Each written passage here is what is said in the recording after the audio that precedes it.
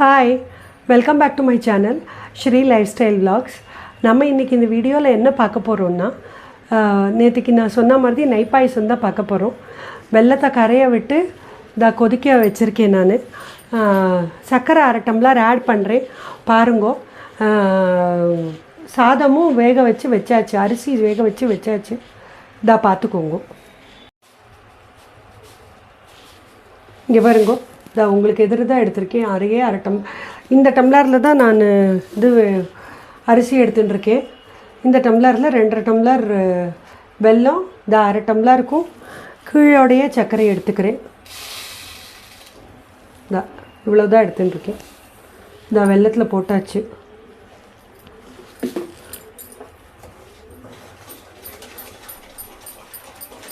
நன்னா அதுவும் சேர்ந்து நன்னா ஒரு கொதி வரட்டும்.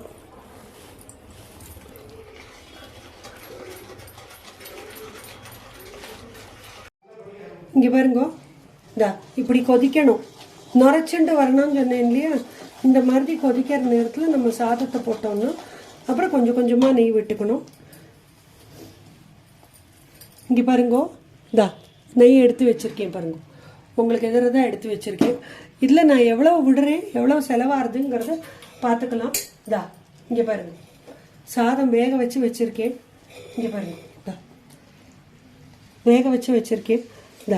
மசிஞ்சாலும் மசியணும், ஆனால் உதிராகவும் இருக்கணும். அப்படி தான் இருக்குது. நான் இப்போ இதில் போட்டுவிட்டு உங்களுக்கு காட்டேன். இங்கே பாருங்க, 10 நிமிஷமாக ஹையில் வச்சு நான் கொதிக்க வச்சுருக்கேன். ஏகதேசம் அது முடிகிற ஸ்டேஜுக்கே வந்தாச்சு. கொஞ்சம் ஏலக்காய் பொடி போடுறேன்.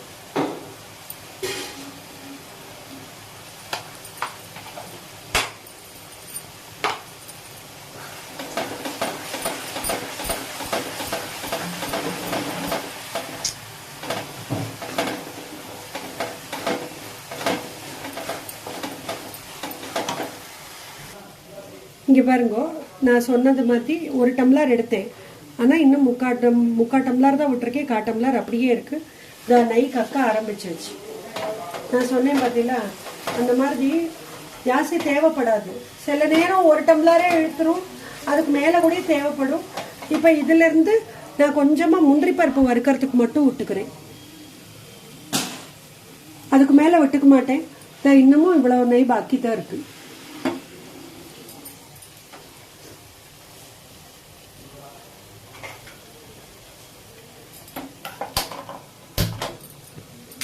இதை வறுத்து போட்டால் நெய் பாயசம் ஆயாச்சு.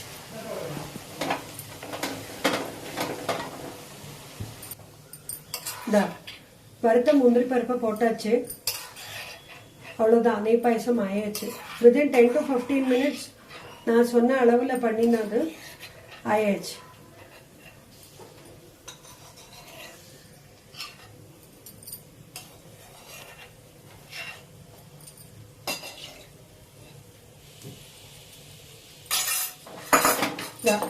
நெய் பாயசம் ரெடி. எல்லாரும் பண்ணி சாப்பிட்டுட்டு எனக்கு உங்களோட கமெண்ட்ஸை சொல்லுங்க, எப்படி வந்ததுன்னு சொல்லுங்க. கமெண்ட்ஸ் பாக்ஸில் சொல்லுங்க எப்படி வந்ததுன்னு. சாயந்தரத்தை சுண்டல்லாம் மீட் பண்ணலாம். தேங்க்யூ. By from Srividya. அடுத்த வீடியோவில் மீட் பண்ணுற வரைக்கும் தேங்க்யூ.